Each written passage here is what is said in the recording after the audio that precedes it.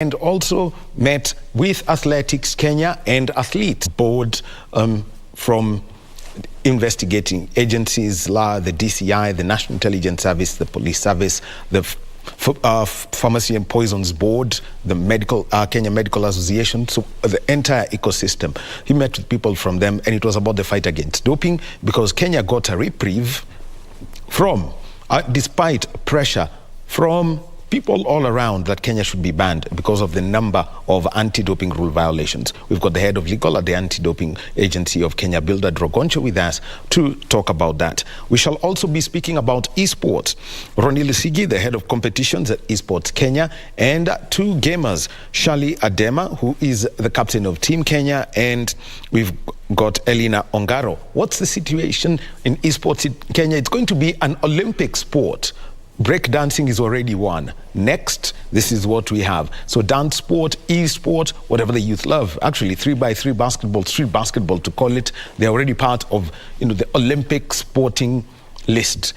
Let's see where Kenya lies in that and the opportunities that are there for you. Outside of sport, the Independent Electoral and Boundaries Commission is giving us an 2022 post-election evaluation report. That report is being made public today at the Safari Park Hotel. Nancy Okwara is our reporter, and she's going to be giving us a brief on that. And happening at the Kenya Institute of Curriculum Development headquarters here in Nairobi, it's the announcement of the Form 1 placement, and this is by Cabinet Secretary Machogu, and that's going, he is currently meeting with people from the Kenya National Examinations Council before making this announcement. And down in Mombasa, the Cabinet Secretary for Mining and Blue Economy, Salim Vuria, is to open the Blue Economy Sensitization Conference. And we also have got the Agriculture Cabinet Secretary, Mithika Linturi, who is going to be launching the National Value Chain Development Project. So 4 events that we're going to be taking a look at as we continue with our conversation around sport this morning. And also, remember, get in touch with us. Our Twitter handle is at KBC Channel 1. The hashtag is SportsCheck. So straight down to the first conversation, and it is about anti-doping. We all know Kenya's first proper doping case was way back in 1988, and this was because of the person who got banned, Cosmos Ndeti, he was banned for 2 months because at the World Cross Country Championships in New Zealand, the weather didn't go well for him, so he was given medication. So it was, and at that point, he was considered a junior athlete. Just got sanctioned for 2 months, but he simply says he would not want that to happen again because his career would have blossomed, but he later went on to win the Boston Marathon 3 times, riding with Bill Clinton, got used to it. But onwards, the fight has been there. In 2016, officially by law, the Anti-Doping Agency of Kenya came into place. But before that, there were other bodies. And the fight has continued. At times, Kenya facing tough times, like late last year. The world wanted Kenya banned from athletics. It would have been bad, especially for the 2024 Olympics. What's the fight against doping, and what's the status and the measures that are there? We've got Bilda Drogoncho, head of the Anti-Doping Agency of legal at the Anti-Doping Agency of Kenya. Good morning. Morning, morning. All right, thank you. It's a story that goes now more than 10 years about the Kenya Anti-Doping Agent, what was known as KADA, the Kenya Anti-Doping Agency, and now ADAC. It's just an anagram, but just that background and how different the two now the two bodies are, given one is fully anchored in law, the other one didn't have the legal but. Yeah, it's true. Thank you for having me. I appreciate the opportunity to be here. We can have this discussion. Matters doping are now in the public domain, and everyone is talking about doping and Kenya being banned and all that. I think the country has made tremendous steps in the fight against doping. Looking at where we've come from since 2011, after the German TV network expose on the number of doping cases that we had in the country at the time, and of course which led now to the famous anti-doping task force by the Cabinet Secretary back then, and onward to the establishment of the Anti-Doping Agency of Kenya. As you rightly put it, ADAC is anchored in law. CADA was not anchored in law. And of course, you know that when you're anchored in law, there are certain benefits that come with it, the recognition. The statute that is already now in place that emphasizes that ADAC is the only organ in Kenya which is recognized to fight doping or the doping menace in the country. CADA back then was more or less domiciled in another organ. So it didn't have the National Olympic Committee of Kenya. Precisely. So it didn't have the teeth to actually bite. So it was more of just backing. But what we have now are measures which have been put in place by the government to ensure that the country is able to win the war on doping as it is. Okay. Now, taking a look at it, moving on, and let me just take a look at the Anti-Doping Agency of Kenya report, 2021-2022. And this is based on the tests and the frequency of the tests. It brings out something, because that's one of the, that is what ADAC is known, the most known function, sample collection. And just taking a look at it for the first 2 quarters, just over 360 tests. For the third quarter, another 290 or so. But the fourth quarter is when there was a lot of testing. One of the things that comes out from this report is the kind of targeting that's been done. Half the tests were in the fourth quarter when we had the Deaf Olympics, the Commonwealth Games, the World Championships. How's this testing process and testing distribution now done? Yeah, thank you. You know, the Anti-Doping Agency of Kenya not only collects samples for analysis, but there's also another component that I think it's important to even mention. We have in place the 2021 code. And this code emphasizes that the first port of call for an athlete is not sample collection. It's not the analysis of the sample. It is actually education. Education. Are we coming to education? Yeah, they should be educated on matters anti-doping. And when we come to the issue of testing, we have a test distribution plan on how to conduct the testing. Remember, initially, we would do a random sample collection. Yes. But the world has evolved. Anti-doping is quite dynamic. And now we are looking at the essence of how do we utilize the funds that we have to be able to collect samples that will lead to us arresting the doping menace. And the only way we can do that is through intelligence and investigations, so that you have a team in the field that is conducting both covert and overt investigations to ensure that by the time we are collecting these samples, we know exactly what we are looking for. And I think it's important at least to get to understand that when we come to you to collect your sample, trust you me, we know exactly what we are looking for. So in essence, we have now changed our tact so that the way we are collecting the samples is purely on targeted athletes. Yeah. And this comes up because also there are the requirements. For example, Kenya is a category A country in athletics. Yeah. So that means that there's a lot of focus on athletics. So there's the 4-test rule, of which is in competition and out of competition. Yes. How are you now handling, with the mushrooming? I mean, no, sorry, with not the mushrooming, the explosion of the number of athletes. And some of them, for example, you may not know you cannot predict who's going to be national champion cross country in 2023, or national track and field champion, but they may miss out on, they may not actually be initially in the testing pool. True. It is quite a challenge as a country because of the sheer numbers that we produce. And I always say that Kenya remains to be a powerhouse in athletics. Basically, how we handle that situation is that, one, we have a registered testing pool for those athletes that we have identified, and there's a criteria. It is there on the ADAC website, on the criteria that we use to be able to put an athlete in the registered testing pool. Immediately an athlete is in the registered testing pool, then they are required now to fulfill the whereabouts issue, which I know it's quite a conversation that is in the sporting circles. Other than the athletes in the register testing pool, remember when Team Kenya is being selected, yes, there is also the requirement for the event organizers that we must be able to conduct us a particular number of tests before the event takes place.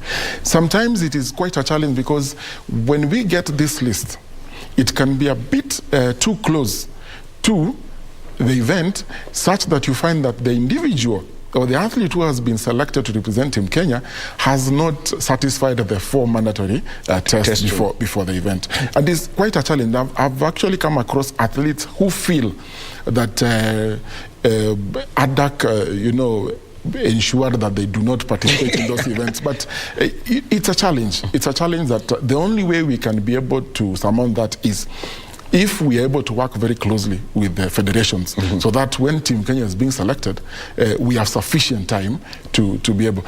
Now, look at this, Ome. There is what we refer to as the probable. Yes. And we get that list, and it is quite a number of athletes. Do you know how much one sample, analysis of one sample will cost? What, $1,000?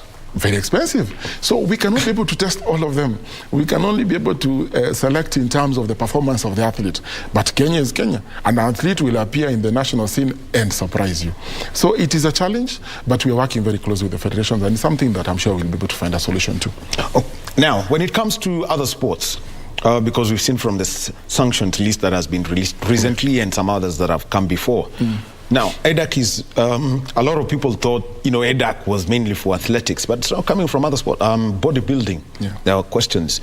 Swimming have had very serious concerns.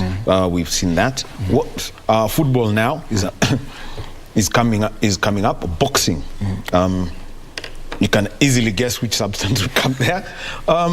How are you reaching out to this? Other federations, because some of them have never had a testing regime. Precisely.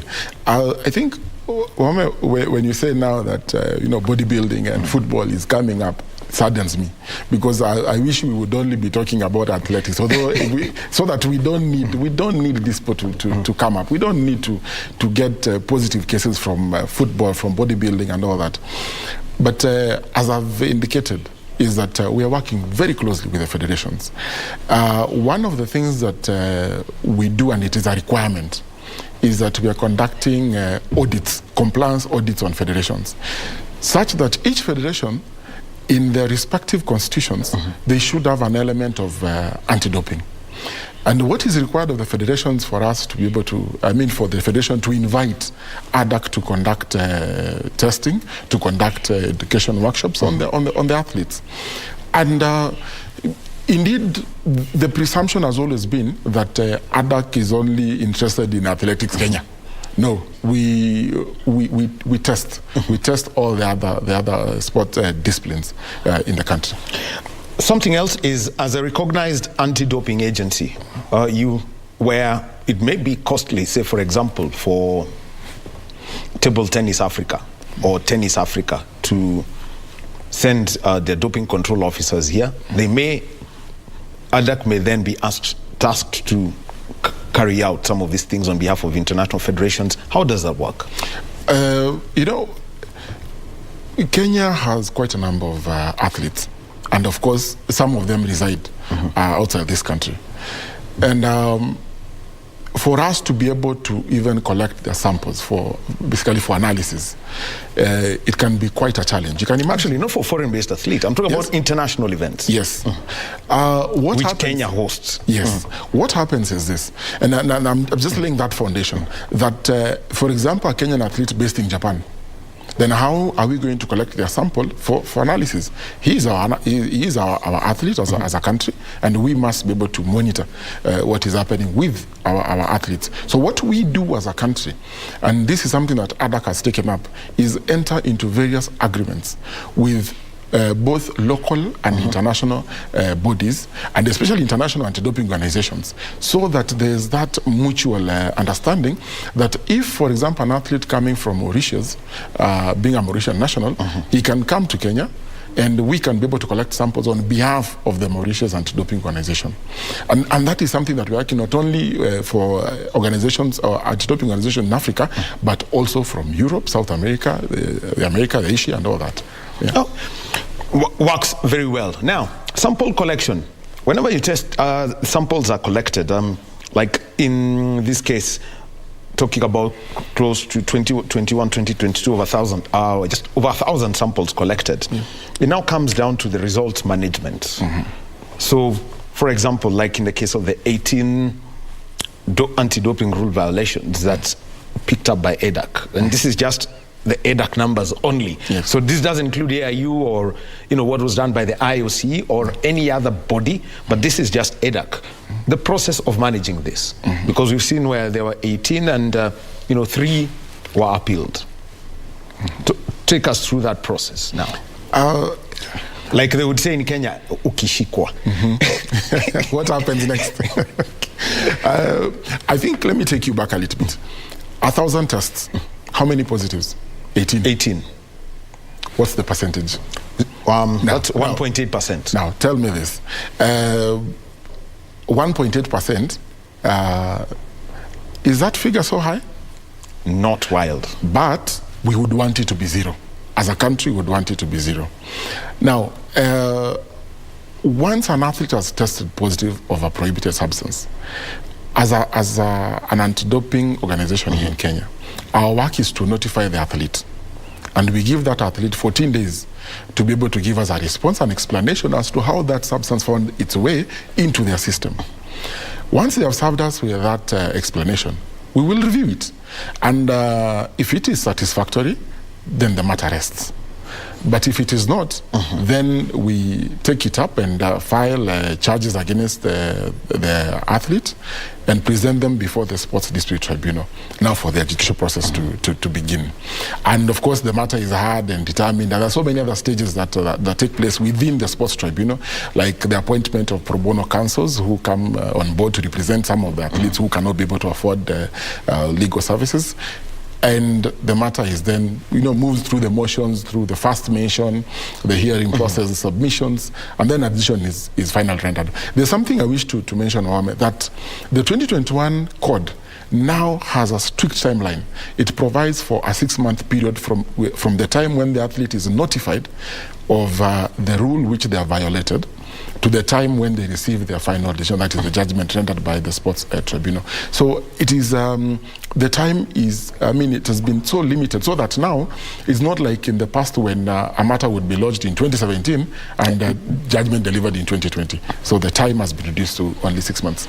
And part of that, by the way, we could see this happening, but with the amendment of the Anti-Doping Agency of Kenya Act, yes. That was with because with the 2021 code coming into effect, EDAC are going to have a results management panel, ideally what would be called now the tribunal that deals with anti-doping matters only, and that would mean the SDT would have appellate status in anti-doping matters. What's the development on that? It's good to mention that when the 2021 code came into force on 1st of January 2021, then what we had to do as a country before that date was align our statutes with the provisions or the new provisions in the 2021 code. And that is why it necessitated this country to start the process of amending the Anti-Doping Act and the ADAC anti-doping rules. And that is exactly what we did and what the president back then assented to on 31st of December. Yes. Now, we introduced an organ in the Anti-Doping Act, the organ known as the Results Management Panel. It was not a requirement by the code to introduce this particular organ, but we as a country looked at the situation as it were then and decided that it would be good for this country to have a panel or a body that is able to handle anti-doping issues in the first instance. So that, as you've rightly put it, the Sports District Tribunal is then left to handle the appeals from the results management panel. It is in place. We have not yet operationalized it because of one reason. That the reason why we introduced the RMP was more of a backup plan to the SDT as it was. Yes. And there are some issues that we noted with the SDT, and we discussed this with the World Anti-Doping Agency, and we agreed that it's important to have another organ in place just in case we have issues with the Sports Dispute Tribunal. Then we can be able to revert to the Results Management Panel, which will be able to handle our matters. Quite interesting, because you mentioned the 6 months. I'm sure with the Results Management Panel, then it would be expedited, because the SDT handles everyone. Precisely. Who makes any prayers to them, for a matter to be adjudicated. Eventually, the sanctioning process, whenever you do sanctions, from the last list of sanctions, number one, there is, I think, a life ban. There is a life ban on a swimming coach that was issued, I think, 4 or 5 years ago. So, yes, 5 years ago, that has always been in place, and there's another athlete who got a life ban. What's the criteria for this sanction? The life sanction. The lifetime ban.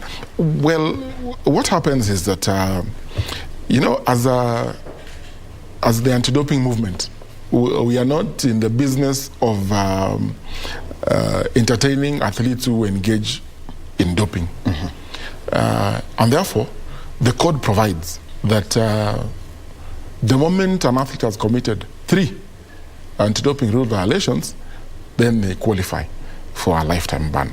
So that we don't keep this business of going back and forth. We ban you for 2 years, you come back, you compete, you commit another anti-doping violation, and we ban you for another 2, and then you come. No, we can't keep on doing that. So the code provides for that. That in fact, when you commit the first anti-doping rule violation, you get a ban, let's say, of 4 years. If you commit a second one, we should double the 4 years. So it comes to 8. Comes to 8. If you commit a third one, then we give you a lifetime ban.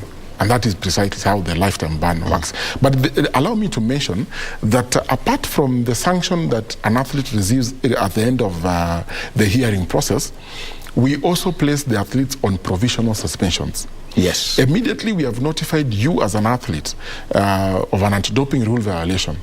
Then you are supposed to stop competing immediately and wait for the 6 months period, which most of the SDT has been working, way above what it should, the way it should be working, and they deliver most of these decisions even before the 6 months period.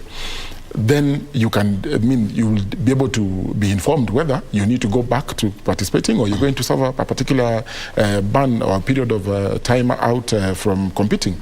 But then we have a problem as an agency. And the problem has been, when we place these athletes on provisional suspension, some of them have gone on to compete. Actually, I was coming to that here, because we know actually of an athlete who was sanctioned, but went to compete, and so has been sanctioned in the latest list. Yes. So that has been happening, and let me tell you, what the way that we used to handle such cases. The anti-doping agency cannot police their athlete to their home, knowing where you go when you wake up in the morning, where you're loitering to. Uncle tags with GPS. Yes, we can't do that. So basically, once you've been placed on a provisional suspension, you have the responsibility of abiding by that particular sanction. Now, when an athlete violates that, in the 2021 code, it provides that when they get now the final sanction, the tribunal should not credit the period which they ought to have been serving a pressure because they were participating, which to me makes a mockery of the whole process. Because in the 2015 code, it provided that you could actually be able to charge them with a second anti-doping rule violation for violating the provisional suspension period. And that is a condition that we are now having with WADA, because the code is amended every 5 years. Yes. So we are already discussing this, so that in the next amendment they can revert to what we had in the 2015 code. That will curtail what we are looking at. Then how is the case of multiple violations done? Because you have somebody who may provide a sample, but in the process they also tamper with the process. Precisely. And it is very interesting, because I don't know what informs some of these athletes. I think this is what Waziri has been calling unscrupulous characters, because you have used a prohibited substance. You've come back. The results are back and they are positive. You've been informed that in your system, we found EPO. Yeah. Give us an explanation. What do you do as an athlete? You find,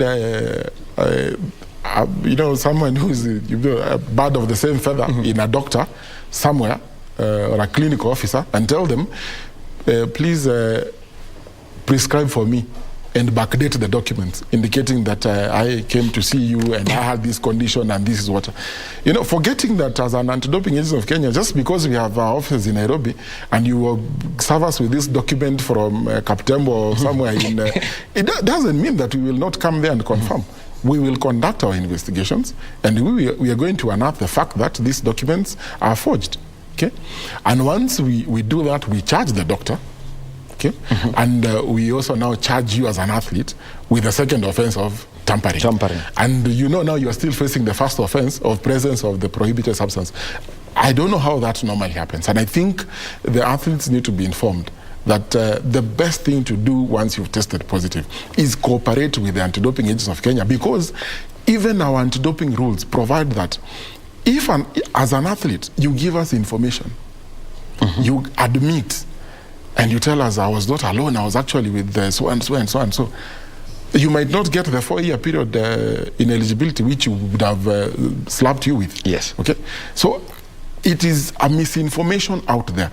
But I'll tell you this, Wahome, that as an agency, we have a robust education department which has reached out to so many athletes. The number of seminars, the number of workshops, I mean, the data is out there. Yeah, actually, if I was to read from 2021-2022, the number of athletes reached as at the end of the fourth quarter was, what, comes to 13? Wait, that's, okay. Already, comes to what? 14,295. That is 2021-2022. Now tell me, we have given you the information. As athletes, we have told you, cooperate with us. Don't try to lie. Don't cut corners. Just come and tell us this is exactly what happened. If you have this information, share with us. We will treat that information with the highest confidentiality. We'll not disclose your name and all that. And we are going to assist you in accordance with the provisions of the ADAC anti-doping rules. But athletes will still go out there and try to, find their ways of defeating the process, which, for a fact, you cannot. Oh, yeah. Now, we know people who've been taken to court for criminal, because of criminal offense, because of what has been considered criminal things. Yeah, forging documents from hospitals. Yeah. The other one is, basically trying. There was a crazy case of ESJ because gay. Yes. Yes. A man who fooled the entire athletics ecosystem that he was a lady and competed severally. How are you dealing with this, and how is it to be understood that you're separating what is in the penal code and what is an anti-doping rule violation? What happens that the Anti-Doping Act under Section 42, it provides for the offenses. Yes. Those offenses, touch on medical doctors, it talks about clinical officers and all that. So it is, we have the laws in place to deal with everyone else using the criminal justice system except the athletes. But the only way we don't touch the athletes is on the aspect of presence of a prohibited substance. Okay?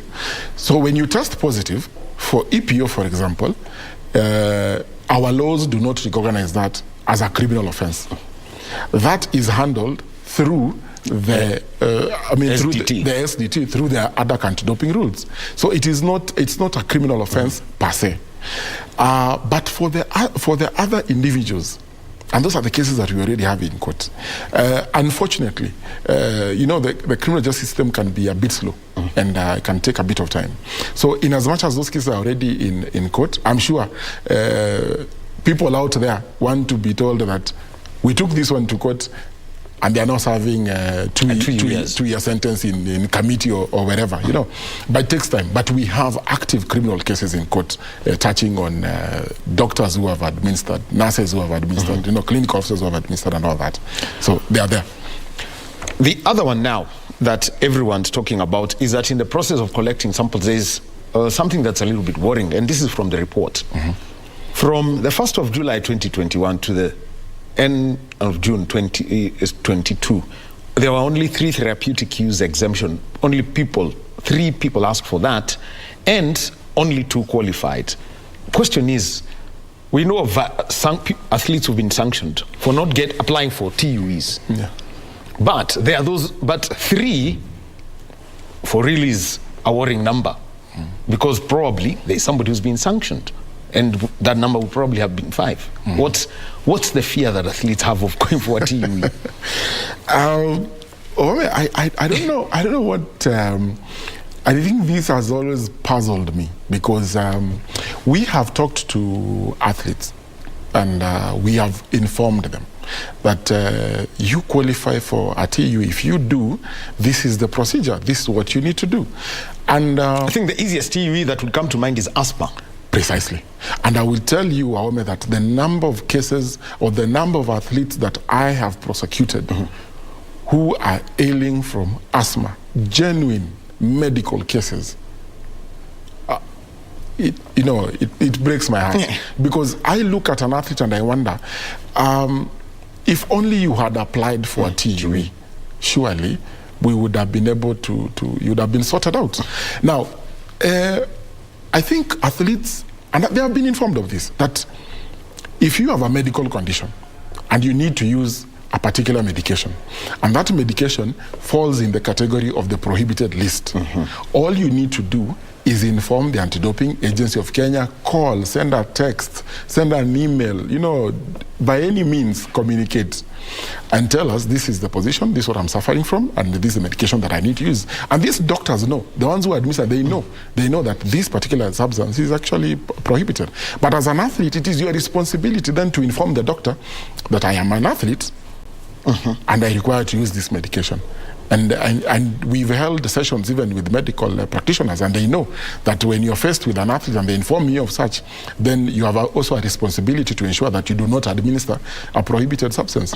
So what they need to do basically is write to us as an agency. We will review, and if they qualify, they will be granted a TUE, and therefore they can continue using the medication. I think it's important to mention that for an athlete to qualify for a TUE, they must have a genuine medical condition. The medication which they are seeking to use must be the only medication which they can use and no any other, and it is in the prohibited list, and that by use of that medication, it will not give that particular individual, that athlete, an advantage over the other athletes, and that denying that athlete the use of that medication is a matter of life and death. Yes. Once you qualify, only those 4, then we grant you the TUE, and life goes on. Well, when I was growing up, Billy Conchela was the poster man for asthma. They said even champions have asthma. So for a very long time, he was exempted. It was known, and so he could survive that. Yes, we're with Bildad Rogoncho, head of legal at the Anti-Doping Agency of Kenya, talking about the fight against doping and what is being done. Now, I want to bring in something here, and also from the testing. There is another animal that athletes say they do not understand at all. The athlete biological passport. And I think when former CEO, Mr. Rugut, we had an interview with him, he mentioned that, it is time that the capacity to understand this was brought in.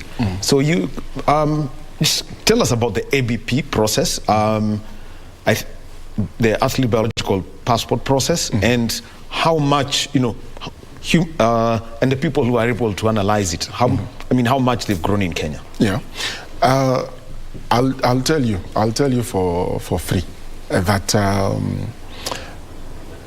you will be shocked that the kind of information, because we work very closely with the National Intelligence Service, we work very closely with the Directorate for Criminal Investigations, and we have unearthed and it is very interesting that some characters.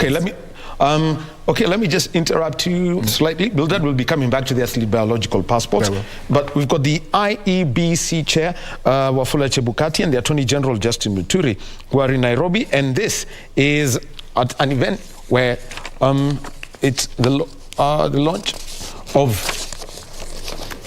Blue Economy, actually, this is Cabinet Secretary Salim Mvurya, and this is the Blue Economy sensitization event being launched from Mombasa.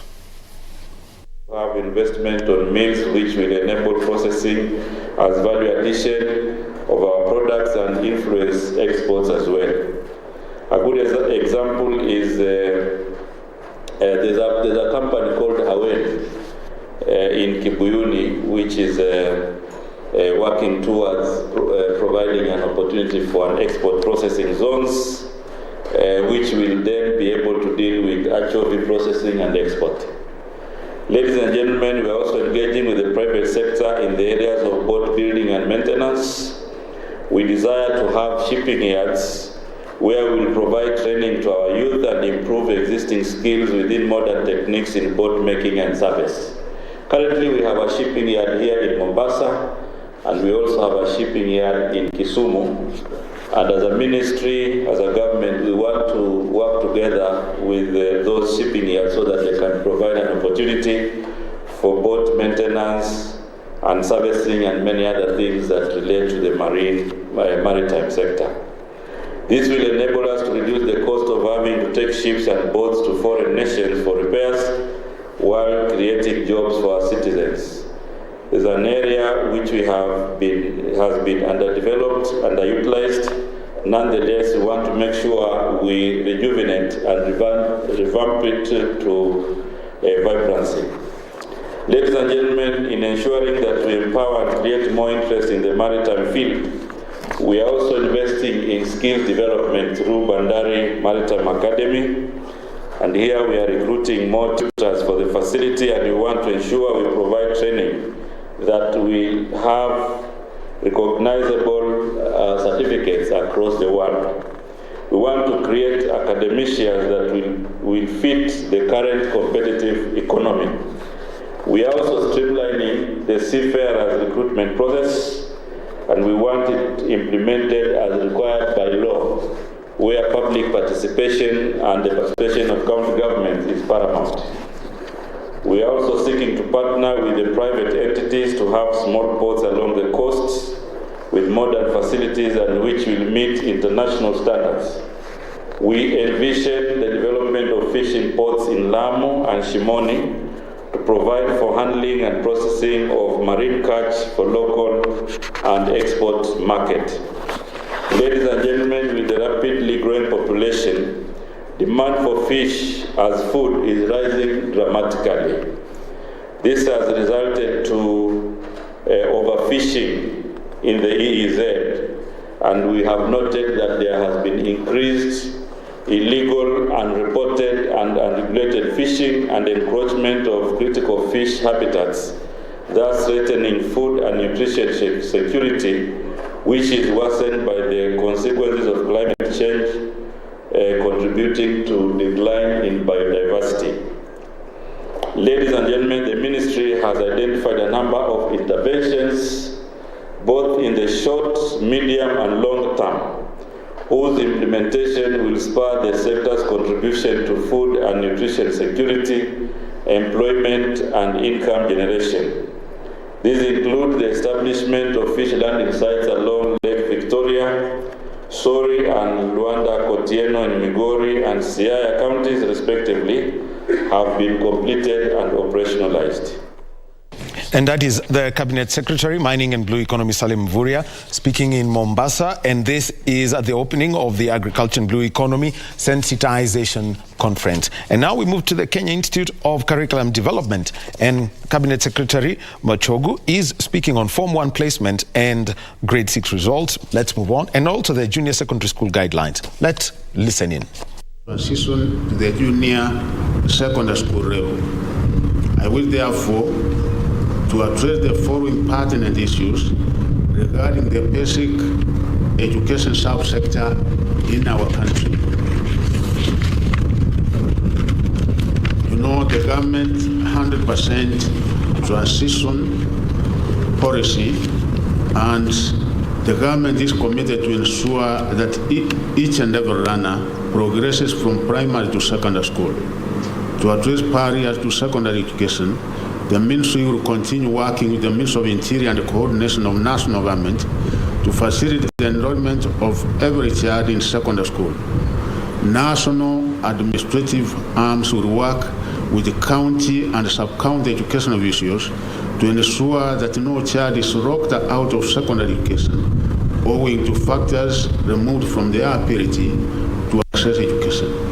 In this regard, Ministry officials will be required to file accurate daily returns on the status of reporting to schools to ensure 100% transition. This means that parents and guardians and school managers must facilitate smooth admission of all children to secondary schools.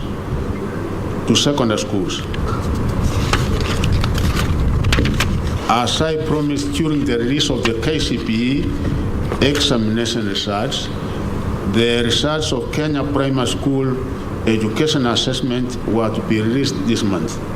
I am happy to announce that the exercise of marking has now been completed and that schools will be able to access the KBC reports through the Kenya National Examinations Council portal from tomorrow, Tuesday the 17th January 2023. A total of 1,253,577 learners sat their 2022 KBC in 32,555 centers across the country. I wish to announce that all these learners will transit to junior secondary school. Given that this is the first time such reports will be available for schools, I direct the Kenya National Examinations Council to collaborate with the Kenya Institute of Curriculum Development and the Teacher Service Commission to assist the schools to properly interpret the reports for learners and parents. I also direct the Council to hold joint discussions with the KICD and the TSC on the national KBC reports with a view to providing feedback on the CBC curriculum that can inform ongoing curriculum reviews. Junior secondary school. At the junior secondary school level, all the necessary arrangements have been put in place to ensure that all learners join grade 7.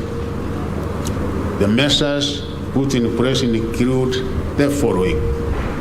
His Excellency the President of the Republic of Kenya, Dr. William Samoei Ruto, has directed that the National Treasury set aside 15,000 per annum as capitation to facilitate free running in all our public schools.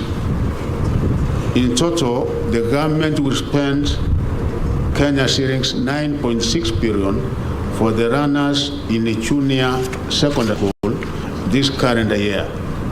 It therefore means that no school should charge any fees for grade 7 runners unless such schools are reporting wings.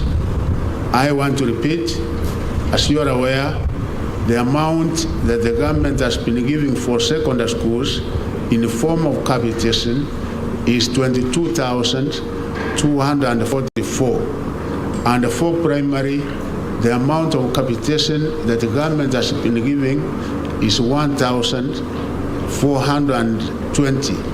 So because junior secondary, that is from grade 7, 8, and 9, is actually secondary, we have worked on a figure, and His Excellency the President did accept and agree with that figure, that the amount which will be given per student is 15,000, almost equal to what is given to senior secondary, because senior secondary, they will continue getting the amount they are getting, which is 22,244.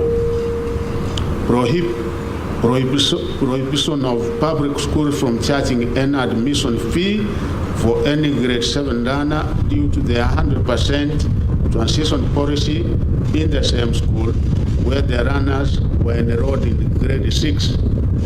And this one will repeat, that there will be no school fees payable in any of our public schools, because you know that this is the constitutional requirement that the basic education, primary to secondary, is compulsory and free.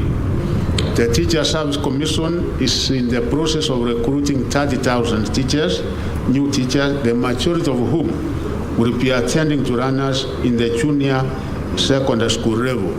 And in this, we want to assure the country that we have enough teachers. In actual fact, we have quite a number of graduate teachers based at our primary school level, and those teachers that are already in primary schools who are graduates will be teaching in junior secondary schools, and they have accordingly been prepared for the same. And also the number of teachers we are recruiting, a number of them will be graduates who will be posted to junior secondary schools. So the issue of lack of teachers to teach in junior secondary school does not arise, and they have also been accordingly prepared to undertake this particular assignment. Although runners joined grade 7 in the schools where they were enrolled in grade 6, there is need to distinguish the junior secondary school section. As I said, a decision has been made that parents and boards of management agree on the new uniforms for junior secondary school runners. So we are also saying that at this particular level, because it is secondary, the uniform will not be the same, and each and every board of management will be able to make a decision as to the color and the type of uniform that students would be required to put on. And of course, as is the case, parents would have to bear the responsibility of buying uniforms for their children. Schools are expected to have a rapid admission process in place for junior secondary school runners through NEMIS. NEMIS is compulsory now that each and every school has to have it in place. An admission register must be in place with the proper induction and orientation program. The Ministry of Education is awaiting the recommendations of the Presidential Working Party on education reforms regarding the curriculum for the CBC to inform any needed changes in the content of all levels of running. As a result, we will be issuing more guidelines on the junior secondary education level from time to time. You remember that we have issued guidelines, and we have issued preliminary kind of curriculum that will be used at the open schools. But again, the final one will be made by the Presidential Working Party, which is coming out towards the end of March. Once the report is presented to His Excellency the President the last week of March, we will be able to implement the recommendations that will be emanating therefrom. The Ministry will use the NEMIS platform for efficient and effective management and monitoring of runners in the school system. In this regard, principals will be required to file accurate daily returns on the status of reporting to schools. To mitigate against weak network coverage, the Ministry has developed an innovative offline carry report to the school. In addition, parents, guardians are encouraged to facilitate smooth admission of all runners to secondary schools by submission of the requisite documents for NEMIS registration. Affirmative action for transition and retention of needy students. The Ministry has been offering support to the needy students through a RIM scholarship. Previously, these efforts were further complemented by other scholarships from our partners from various organizations. In this regard, I wish to appreciate these scholarships and the bursary providers such as Equity Bank, Kenya Commercial Bank, Cooperative Bank of Kenya, National Government CDF, I want to thank the members of parliament because part of the CDF funds also goes to bursaries, and the county governments who support the achievement of 100% transition. We request them to continue supporting us in this endeavor, because it is by so doing that we can be able to ensure and achieve the 100% transition. I take this opportunity to thank well-wishers who have supported at least a student in covering costs of other non-tuition related expenses such as school uniform and personal effects for the needy children. The ministry shall also strengthen the school feeding and sanitary towels provision programs to enhance retention in schools. Notable is also the Edu-Afya medical cover for all students registered in NEMIS in public secondary schools. The ministry has issued fees guidelines for the boarding students to which schools should adhere to. I wish to state that public secondary school fees for the 2023 academic calendar year will not be changed and will remain at Kenya shillings 53,544, while that of county and extra county schools will remain at Kenya shillings 40,555. I want to repeat this, that we are following the Kiremi Mwiria Task Force report, which did come out with the figure that the national schools should pay, and that remains the way it was since 2016 at 53,554, and for county and extra county schools, and for extra counties only those that are having boarding facilities, 40,555. On its part, the government will maintain its capitation per student for public secondary schools at the Kenya shillings 22,244, and as I said, this is for senior secondary. For lower, that is junior secondary, the figure is 15,000.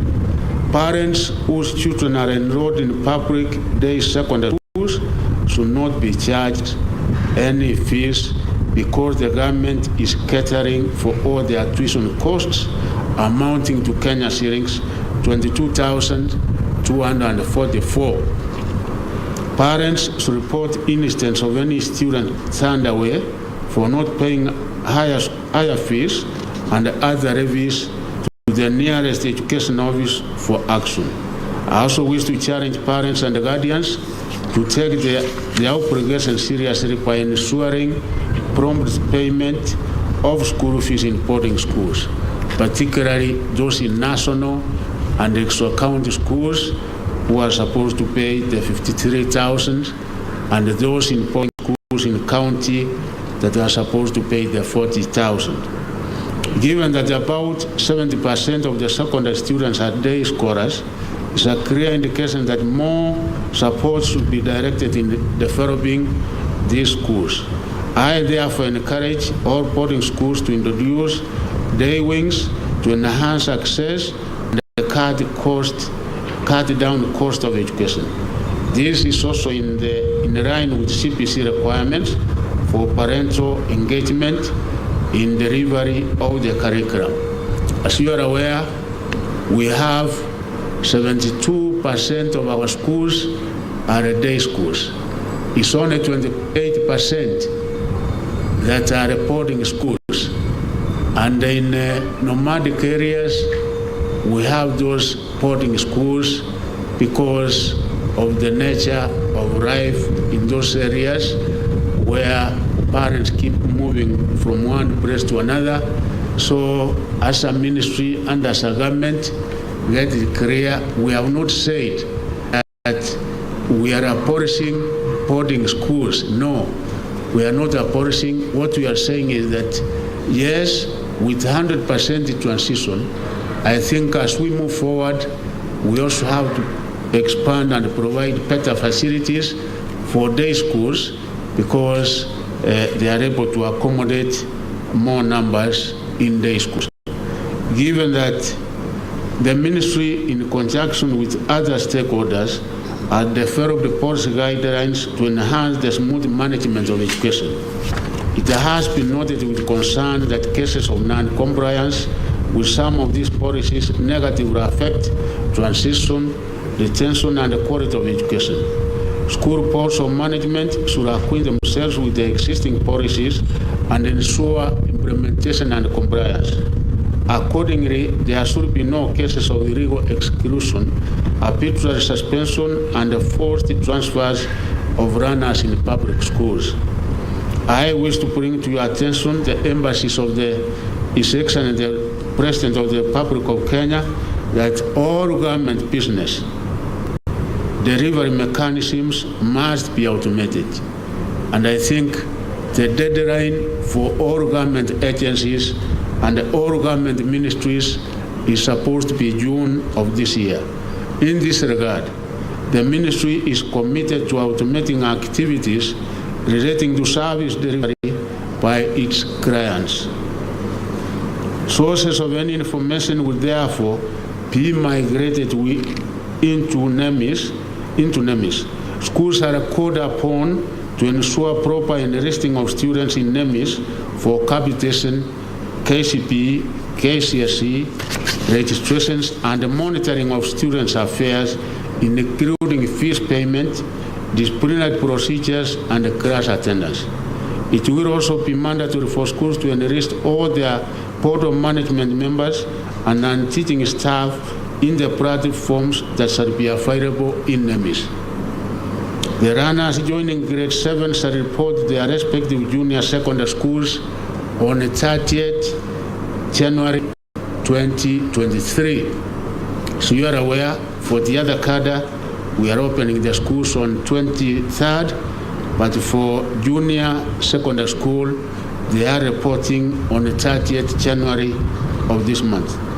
The ministry is currently carrying out a comprehensive countrywide assessment of all public and private schools to determine their readiness to admit runners to junior secondary school. The exercise, which began on 9th January 2023, is set to end on this Friday, 20th January 2023.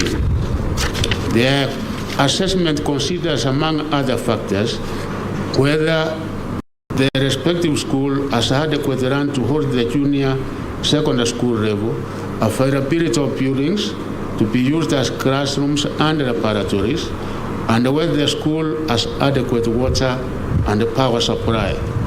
As of Friday, 13th January 2023, a total of 14,589 public and private schools had been assessed.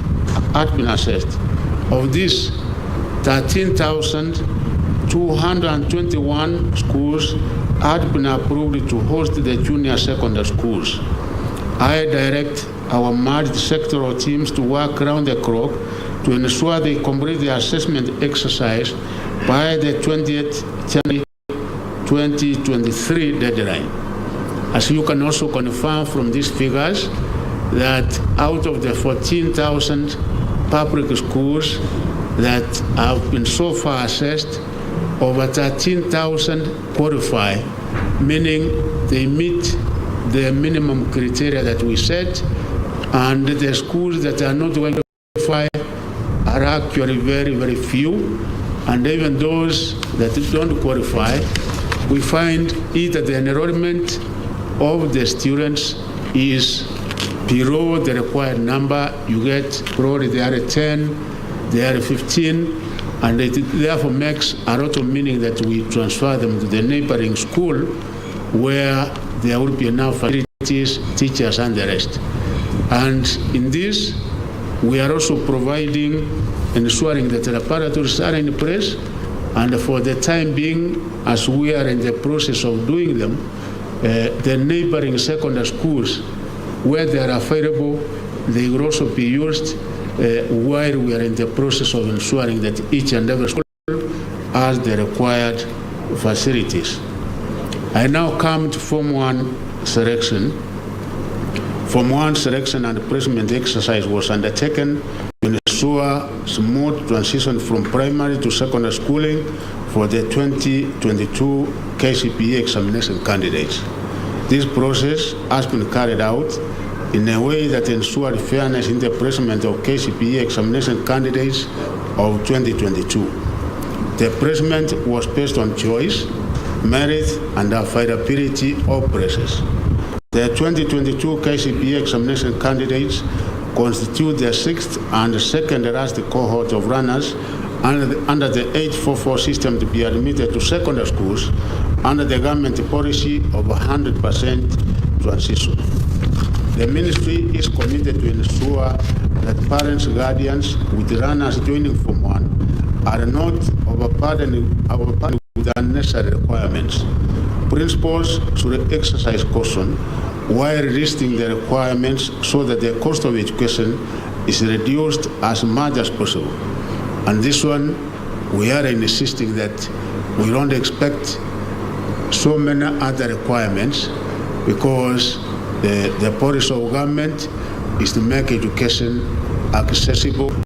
So brought apart from uniform and the amount that has been set by the government, we don't expect anything more.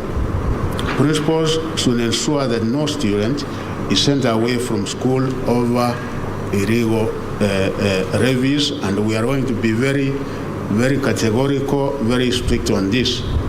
Let me now focus on the placement of 2022 KCPE candidates. The ministry has placed all eligible candidates appropriately in secondary schools in keeping with the 100% transition policy. This selection process was strictly guided by the principles of merit, choice, equity, and affordability of space in placing candidates. This was conducted as follows. For county schools, I'm now going to give you a breakdown on the admission to the various categories of schools that we have in the country.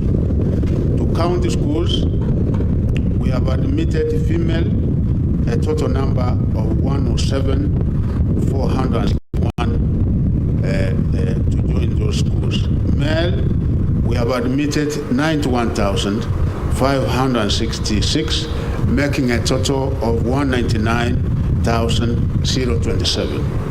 Extra county schools, which of course, as I said, a number of them are day schools, we have admitted a total number of 111,105 female and 117,055 male, making a total of 228,160. To national schools, we have a total of 106 national schools, as you are aware, in the entire country. And the female, we have been able to admit 18,794. Male, we have admitted 20,178, making a total of 38,972. Special needs, we have admitted female 871, male 948, total 1,819. Sub-county schools, we have admitted the majority, this is actually where the day schools are, 372,459. And those are female. Male, we have admitted 387,000.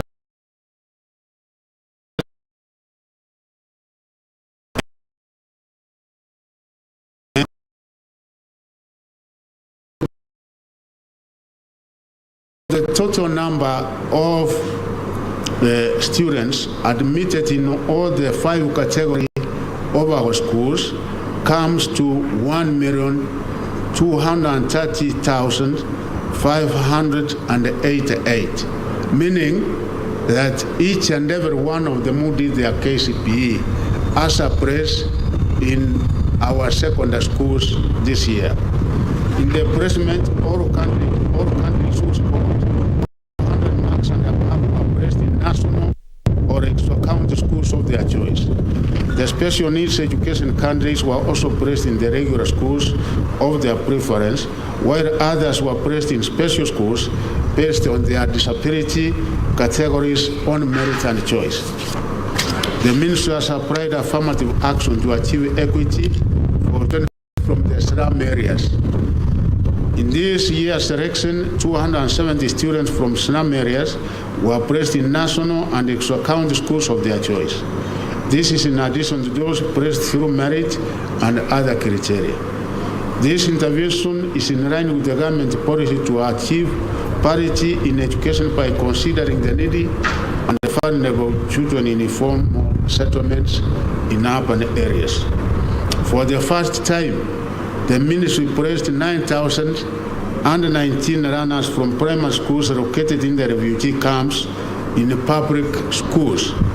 This is in line with the 2017 Djibouti Declaration on Regional Refugee Education that stipulates the need to enhance capacity of IGAD member states to implement commitments to quality education and learning for refugees and host communities.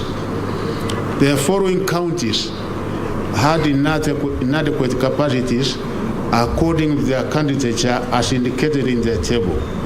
Nairobi County, number of schools that we have secondary are 109 secondary schools. The capacity to accommodate in those schools is 27,145. The number of candidates we had in the KCB was 22,232, meaning that we have a deficit of 45,089. Kirivi County, we have a total of 164 secondary schools with a capacity of 31,258. KCB candidates we had was 41,470, meaning we have a deficit of 10,212. Mombasa, we have a total number of 56 schools, and the capacity is 12,801, with a total number of candidates being 22,360, meaning we have a deficit of 9,559. Kajiado County, we have 95 secondary schools with a capacity of 20,640. The number of KCB candidates were 25,605, and the deficit is 4,965. Turkana County, we have 63 secondary schools with a capacity of 12,096, and the candidates we had was 16,796 with a deficit of 4,700.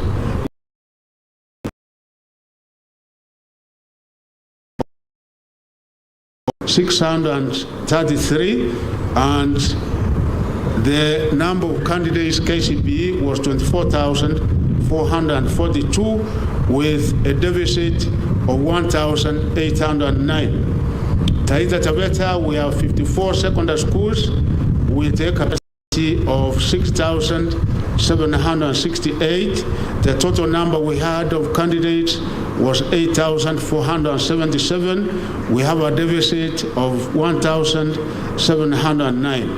Kitui County, we have 449 schools with a capacity of 41,184. The candidates we had was 42,262. We have a deficit of 1,078. Narok County, we have 171 schools. The capacity is 33,360. We have a number of candidates being 34,362. So we have a deficit of 902.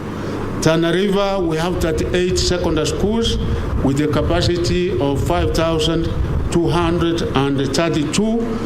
We had a total of 6,035 candidates, so we have a deficit of 88. We have 176 schools with a capacity of 18,144. The number of candidates we had was 18,757. We have a deficit of 613. West Pokot, we have 185 secondary schools with a capacity of 16,178. And the number of candidates we had was 16,687. We have a deficit of 509. Ram County, we have 27 secondary schools with a capacity of 3,264, and the number of candidates was 3,760. We have a deficit of 496. To mitigate the shortfall in these 14 counties, candidates were placed in other counties with sufficient capacities.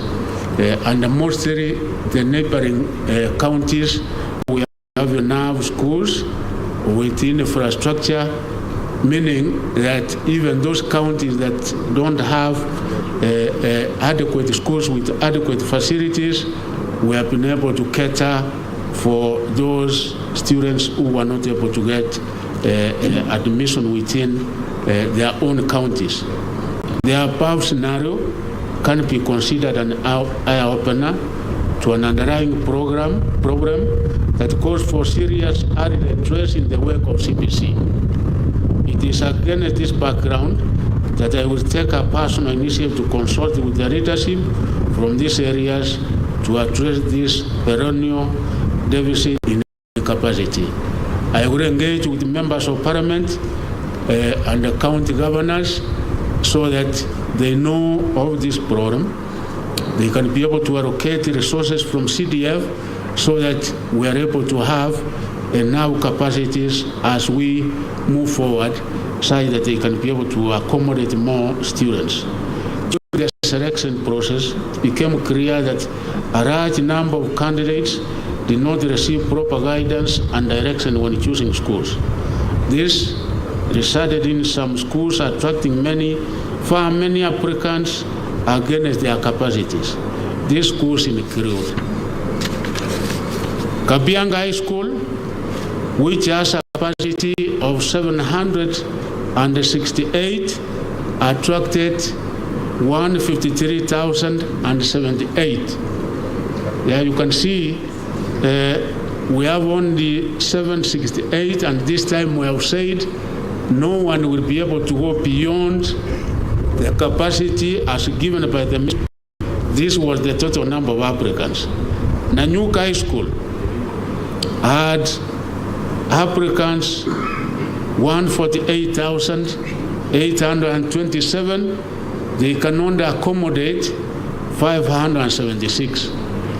Nyandarua High School, the total number of applicants were 137,511, and they can only accommodate 240. Pangani Girls had 119,265 applicants, and they can only be able to accommodate 384. Maseno High School had 105,504, and they can only be able to accommodate 720. Alliance Girls High School had 104,765, and they can only be able to accommodate 384. Nakuru High School had a total of 103,909, and they can be able to accommodate 336. Kapsabet Boys had a total of 99,542, and they can only be able to accommodate 384. Mangu High School, they have a capacity of 480, and the number of applicants was 98,146. Puteregas High School, the total number of applicants was 95,550, and they can only be able to accommodate 768. I've taken the 10 top to indicate that their school, almost we get so many applicants, and yet the vacancies, the capacity for that school is so few. The result of the above means many candidates will not get their choices and have to accept that it is not possible to be placed in your dream school. I wish to call upon head teachers and parents to ensure that candidates make wise choices through proper advice. In addition, it was noted that 33,984 students from 2,673 schools did not select any school. So we have those who did the exam, and actually some of them did very well, but we found out that they never made any selection. To this end, I direct the county directors of education to establish the concerned schools with a view of instituting administrative actions against the head teachers and schools management for failing to adequately register runners for examinations. However, even those that did not apply, indicate any school of their choice, we have also been able to place them in various schools. We did not leave them out because, of course, they failed to make a choice. We have also catered for that. The reporting period for all 2023 Form 1 students will be from 6th February 2023 to 13th February 2023. In the case of any queries, parents are advised to visit their respective county directors of education for assistance. I'm directing that all admitted students should be captured on NEMIS by 2nd March 2023. All the CDs are required to ensure compliance with this requirement because on the basis of them being captured in NEMIS, that as a ministry, as a government, we will be able to give out capitation. As I conclude my remarks, I wish to announce that this year's Form 1 selection was fully computerized from national to sub-county levels. Candidates, parents, or guardians can now access joining instructions that are available online for all categories of schools through the ministry's website, www.education.go.ke.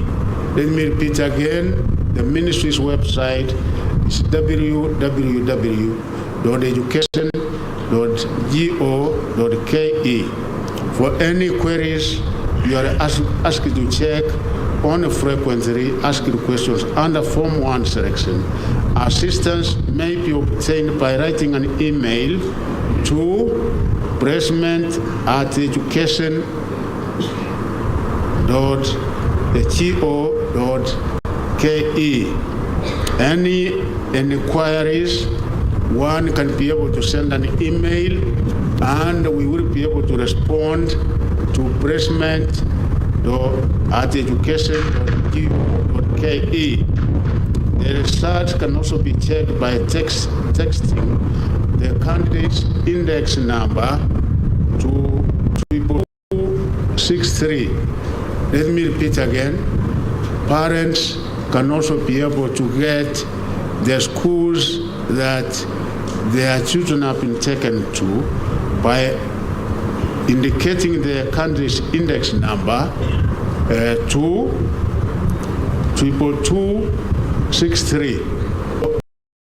From right now, as we conclude this, one will be able to know which particular school he or she has been admitted to. Schools will access and download their selection list by logging into the NEMIS platform. So each and every school, may it be a national, may it be extra county, may it be county or sub-county, will also be able to get the list of those who have been admitted into their respective schools by getting into the NEMIS platform. Parents are asked to take their runners to the schools they have been placed in. Those who may not be satisfied may approach desired schools for assistance. I now wish, ladies and gentlemen, to declare the 2023 Form 1 selection, placement and admission results for the 2022 KCPE examination candidates officially released. Thank you and God bless. Thank you very much, members of the press. We thank you for coming over, and I think that is it. We will be able to give you copies of this, and I said we are making an arrangement in a month's time or so, where we'll be engaging you from time to time, because we require to communicate what is happening so that Kenyans can be able to understand, particularly on the junior secondary, that indeed all is well. We require to communicate for Kenyans to understand that CBC is the best way to go, of course, with the necessary amendments that have been done going forward. In case there is a question or two, I'm with my colleagues here. You can ask one question or two. I appears to come closer, and my come closer, and who is next? And the BD come closer. Yeah. Yes.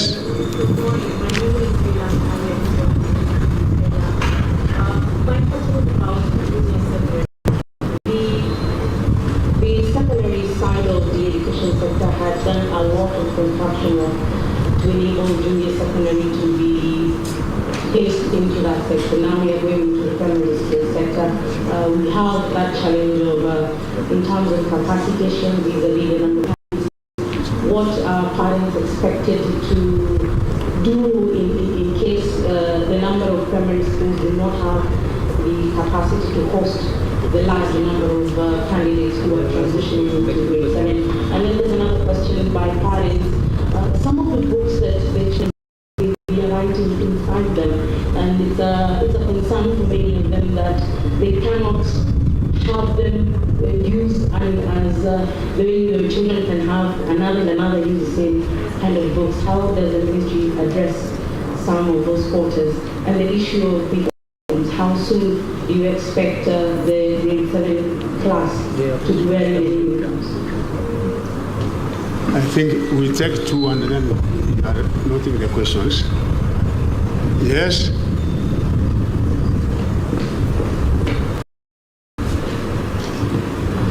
My name is Shadrach Miche from KT. And that is the Cabinet Secretary for Education, Ezekiel Mashogu, and was speaking where at a briefing at the Kenya Institute of Curriculum Development headquarters, where there are 3 areas that have been covered.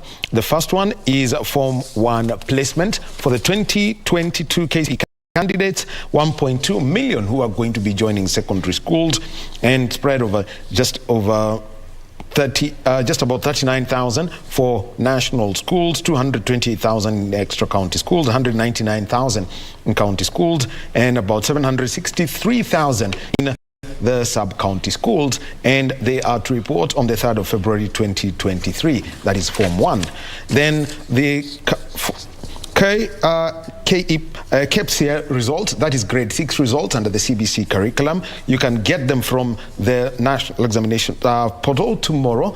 And so 1.26 million candidates in 32,500 centers, and the results will be available tomorrow.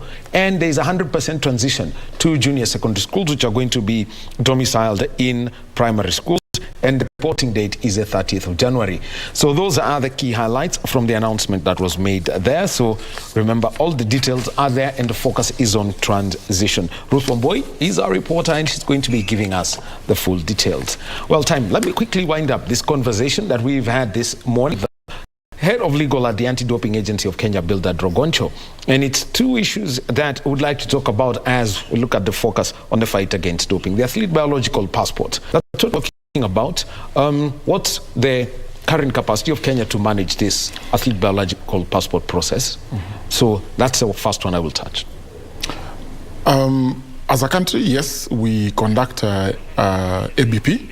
We work very closely with APMU, that is the Athlete Passport Management Unit in Norway. And those are the ones that are conducting the analysis for us. And I mean, just to say thank you to the government, because we now have the Lancet hospital here in Kenya, which is able to collect those samples on behalf of the APMU. And we rely heavily on the APMU in preparing the ABP for the athletes that we are monitoring. Okay. Yeah. All right. Now, the other one, 3 substances, EPO, nandrolone, and now we've got acetylide. The EU was worried about this last one. EPO, nandrolone. I mean, it's common. If you look at all the, what is it called, presence of substance, it's either EPO or nandrolone. Yeah. And currently with the AIU, it's this new acetylide. Yeah. What's this? What's happening? Are people basically sharing? I mean, on which law to break or which substance to give to athletes? And the worst thing is, this is low-tech doping. It will be detected fast. Yeah, it's true. I think it's important to mention one aspect, that when it comes to doping, the substances that athletes can use are categorized in 2 distinct categories. In category A, you have the specified substances. The specified substances are those medications which you and I can be able to walk to a pharmacy and purchase. Okay, you do not need a doctor's prescription to get them. You know, your everyday medication. Category B, and this is where it gets interesting, we have the non-specified substances. And for these ones, it is basically those substances which you require a medical doctor's prescription to be able to obtain them. It is because you find that the first 2, nandrolone and EPO, those are non-specified substances, and they attract a 4-year period of ineligibility if they are found in the athlete's system. So I had a conversation with a colleague a few days ago, and what that, you know, it paints a particular picture. When you find that 10 athletes are testing of the same substance, is it a coincidence? It means there's somebody who is supplying this medication to these athletes to be able to use it. So there's a particular source, and that source is what we are looking for. And I will tell that source, we are hot on your heels. All right. Bildad Rogoncho, Head of Legal at the Anti-Doping Agency of Kenya, thank you for being with us. We'll continue having this conversation and giving out more information. And remember, right now, the Anti-Doping Agency of Kenya has been given permission to publish names of athletes who are provisionally suspended, which means that they've provisionally suspended Wahome. The name will be sent out the same way the AIU does. So thank you very much, and we'll continue advocating for clean sport and keep the fight against doping.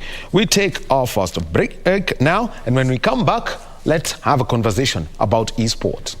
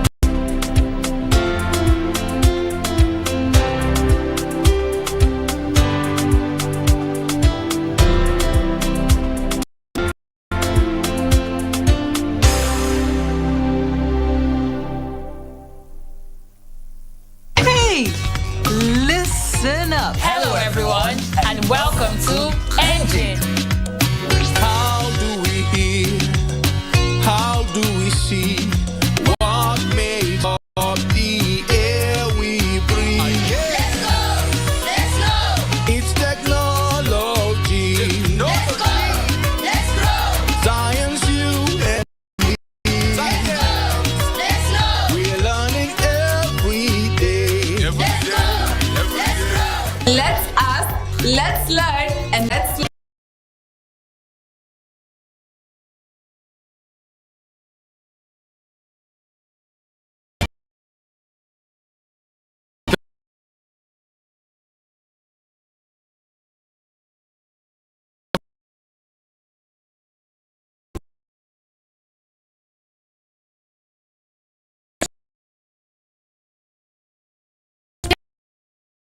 He's saying my makeup choices can't even compare to a discount vendor.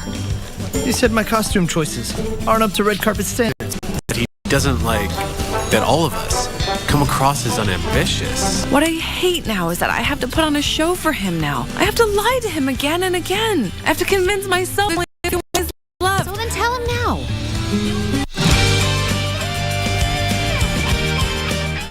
At KBC Channel 1, we put people at the heart of events with our captivating weekly news features. Every day, we are breaking new grounds with informative, entertaining, and inspiring human interest stories. On Mondays, 9 p.m., we have The Cabinets. Tuesday, 9 p.m., we get inside the barracks for military tales.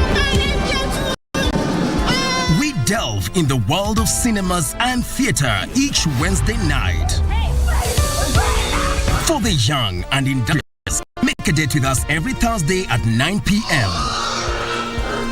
Fridays are dedicated for my culture. On Saturday, we're in time for history in perspective. And on Sundays, we get to know the process of how things are done and made. KBC Channel 1 News features a whole lot of wonderful viewing experience.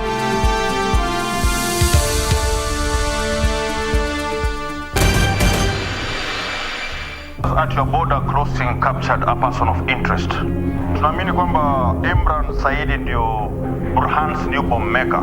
Tulikuwa na Burhan's new bomb maker na tukamwachilia. Jamaa hakuna itilafu yoyote hapo chini, sawa? Tukishajua pale ameshikwa, proceed with Operation Silent Night. Hii ni lele. Ngoma bado. Wahwen asoso.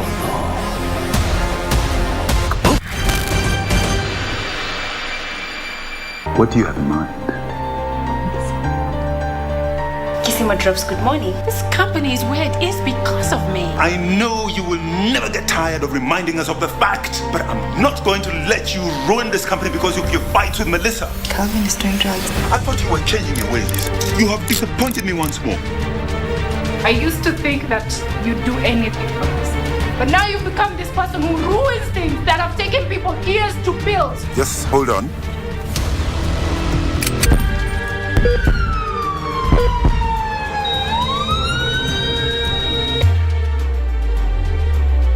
Roger. Istanbul kutoka kwa hii kampuni. Nani mwingine mwenye anaweza faidika financial? Melissa. Tunachunguza mauaji. Unanishuku. This is my company. And no one is going to take it away from me. I am taking over this company. Itabidi mimi na wewe tuzane. Tujaze ofisi sawa. Forget about it!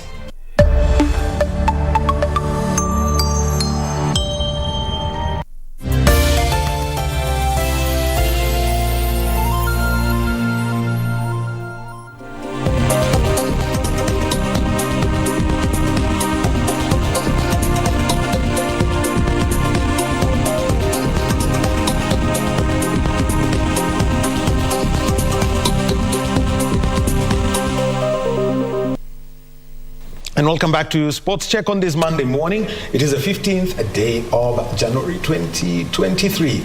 Conversations around sport. First, we've had the one about, anti-doping, and now it's all about gaming, esports in the country. And in studio with me, and I'll start out far left, we've got a lady who plays for the national team. She's in Team Esport Kenya. Her name is Elina Ongaro. Elina, welcome. Yes. Thank you. And we've got the head of competition at Esports Kenya, Ronnie Lusigi. Thank you for having me. And the captain of Team Kenya Esports, her name is Shalia Dema. Thank you. All right. Ronnie, I'll be coming to you about, some of the policy things around sports. But last year in Kenya, I'm sorry, Kenya, you had the national championships, you qualified, to took the top spots, went to the African championships. So I'll start with you, Shali, as the team captain. What was that story before you eventually went to Turkey for the global championship, where you finished in the top 8? So yeah, for the championship, we first played against African nations, and then of course we emerged the top. So this gave us a chance to go to Turkey to participate in the global esports games, and there is where we were beaten by Thailand and at the quarterfinals. So that made us top 8, number 8 in the competition. Thailand eventually became the champions. What were the things that you found from them in your daughter, the one that you to play? Yeah, they were very tactical. They weren't predictable. In the game, you wouldn't be able to exactly know what their goal is, and teamwork. They had cohesion and everything, so they are a good team, I would say. All right, Elena, let me come to you. What was your experience playing here in Kenya? The virtual competition that you had for the African Championship, which was a qualification for the Global Championship. Yes. What have been the lessons for you in terms of esports and things that you'd like to see improved? First of all, I'd like to be grateful to my manager and my coach, because they had, within a very short span, they prepared us for the championships very well, and we managed, as Shirley said, we managed to beat the African teams, and we topped in Africa, and we went to play with the international teams. And what I'd say is that the experience we had playing with the African teams is different from what we experienced there. What's the key difference? The difference with the African, the gadgets we used, because here we mostly use PCs, and the internet is not quite fast. But when we went there, the internet was very fast, the equipment were very good, and we were very comfortable playing. Yeah. When you talk, and this is where I'd like to bring in Ronnie, because we've had this conversation before, and this is about the equipment and internet stability when it comes to this. What's the status when it comes to bringing in the equipment that's required for gaming, and from the experience now that you had at the Global Championship? And because if you're going to, like they say in football, if you're going to play a World Cup qualifier, you play using a standard ball. So now Team Kenya here also has to start playing with whatever they're going to use when they go out there. Yes, sure, and it's a challenge the Federation is taking up, because as she said, they were playing with normal PCs, the ones they use in school, because they're university students. But when you go to the international stage, you use high-end PCs with a very high refresh rate. So at the moment, the leadership of the Federation is trying to seek partnerships to be able to get this equipment and have like a national training facility, because the cost of the equipment is quite high. We are speaking about around 350,000, and then that's for one device. That's for one gaming PC, and you see in their game that they play, it's a 5 versus 5 game, and you need to have a lot of players in camp before you pick the top 5. So it's looking around having around 20 machines, but in a gradual process. So the games were a good networking opportunity. We're able to speak to established federations, and we are hoping this year we'll be having some news of some federations giving us that technical assistance. All right. And you had a piece that you wrote in the newspaper, and this is about eSport becoming an Olympic sport now. So you could tell us this background story, plus the fact that what they play cannot be at the Olympics. Yeah, it's a combat sport, right? Sure, sure. Yeah, thank you. So the Olympics have been, the IOC has been juggling with this esports thing since 2018. And because of the growth of the esports movement, they did form the Esports Liaison Group, which involves stakeholders from the esports and the IOC. So in that process, there was an esports forum again in 2018, and the 2019 Olympic Summit had a resolution of how they will approach the esports. So in 2021, before the Tokyo Olympic Games, there was a virtual trial. But now this year they're taking it a notch higher by a live performance trial, which will be held in Singapore. So in those games, of course, the Olympics has issues and values that must be followed. So because they are still making the formative steps, they've insisted on focusing on simulation football games. Those are like FIFA, those are like racing games for cars. Those are like NBA 2K. So yes, they do play a combat game, and at the moment they won't be part of that. But there are still other international competitions by the Global Esports Federation and the International Esports Federation that they will be attempting to in. Okay. Elena, now for you, looking at the year 2023, you're university students, but we eventually see people becoming pro gamers. Yes. What's the outlook for you with the competitions available? So the moment we came back, actually I'd say my whole team, we went back to practice. We do practice every day for about 8 hours a day. Hey, wait. Yes. 8 hours on PC? Yes. I spend 8 hours on PC, but because I'm doing 8 hours. Yes. We do about 8 hours a day, except one day in a week that we're free. So we are aiming to becoming pro gamers, especially in Dota 2. That is what we played in Turkey last year. Yes. So having these facilities, let me ask, then how do you train? Is it because you'd need for a full for you to have a full Dota experience, you need 10 people? Yeah. How then do you bring yourselves together, and what kind of environment is it? Is it virtual or is it fixed? No, practice is virtual. Gaming is virtual. So what we normally do, we play with regions. We have South Africa. So whenever you're online and you'd like to practice, you just click play, and then they'll find you a match. They get you other people who are online who are looking to play, so you can have a match with them. Yes, that's what happens. Now, what are the opportunities, Shirley, as I come to you, for people in gaming? Because at the moment, okay, football, now we know people make money in football, so if you're good in football, you'll make. Lakini sasa hii ni mchezo, unafanya mchezo sana. I know that's a perception. Yeah. Playing out there, characters moving all over the screen. How do you put it out such that eventually you do? If you're a pro gamer, then it makes sense to somebody about what you're doing. So gaming, for instance, to we call Gen Zs. To Gen Zs, it might make sense because it's something they're used to. It's just a game that, like in your phone, you play Candy Crush, you play everything. It's just the same thing, but this time it's in a computer. So now you tell people, just the way Candy Crush you play and beat levels, it's the same thing here, but this time the rules have changed. You attack towers, for that's Dota. You attack towers, you win the game. So it's just that. And what are the opportunities that are there? Because it's been a little bit tough. We can see some of the costs of things are going up. But what are the opportunities there for those who are interested in gaming?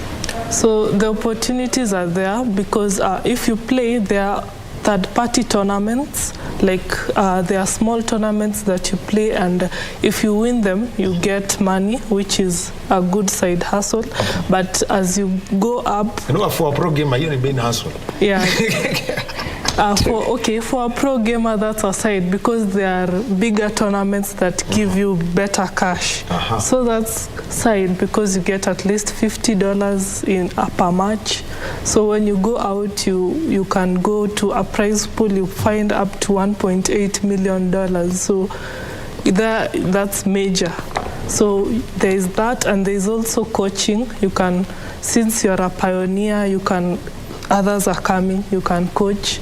When there is tournaments that are held, for example, they come to Kenya, you can become an official, anything. So there are a lot of opportunities besides just the gaming part. Ronnie, I'll let you have the last word.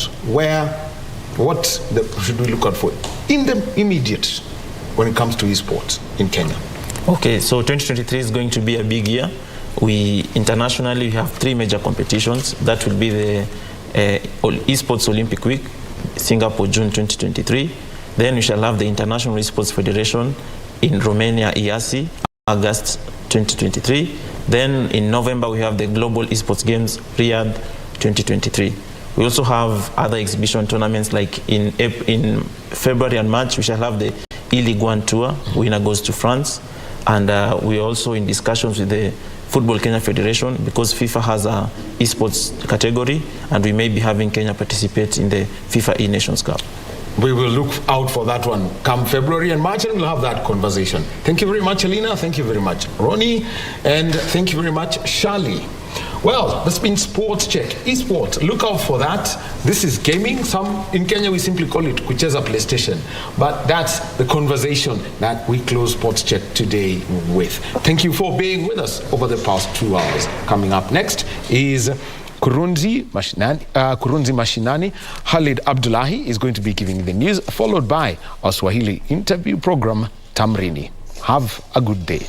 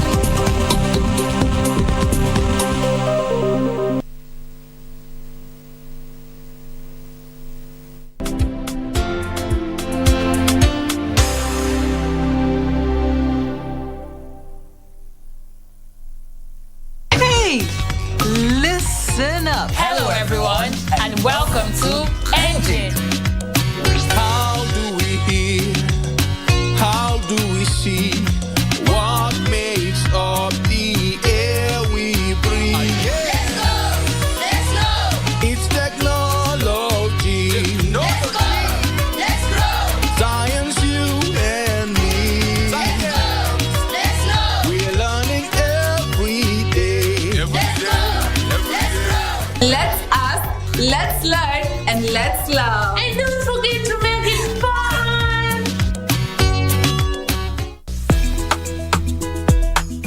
Matope usiwahi itwa na uchu unaitiwa nini? Hapa kwani tunaishi kwa chesi ati mahali ukiambiwa fly over, you ask questions when you are flying above. You fly under how high? Unasema how who? Unajua huo mama kaya yeye anatuangalianga anaona sisi ni kama ni slaves. Hebu kaeni chini, mnasalimiana nini hapa? Mmekuja mmechelewa alafu mnaanza kusalimiana. Ekai, papa yama. Huyu mgeni anaitwa nani? Sijui lakini itaema ndevu. Ekai papa yama ndevu. Difference between a 1-star, 2-star, 3-star, 4-star and a 5-star hotel. No. 1 star. Yani okay, 5 star is 5 stars inawaka kuliko 1 star. Anasema nyota ndogo. Nyota ndogo ni muimbaji.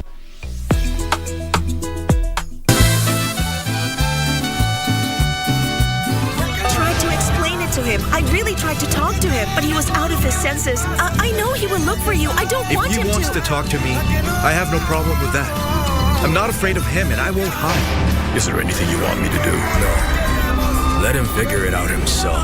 He is old enough anyway, and the vet must know what he's getting himself into.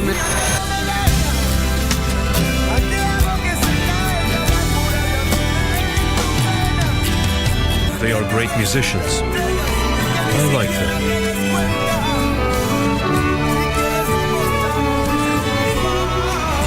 Did you want to talk to me?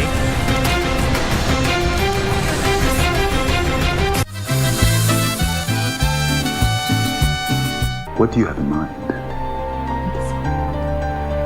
Kisima Drops, good morning. This company is where it is because of me. I know you will never get tired of reminding us of the fact, but I'm not going to let you ruin this company because of your fights with Melissa. Calvin is doing drugs. I thought you were changing your ways. You have disappointed me once more. I used to think that you'd do anything for this. But now you've become this person who ruins things that have taken people years to build. Just hold on.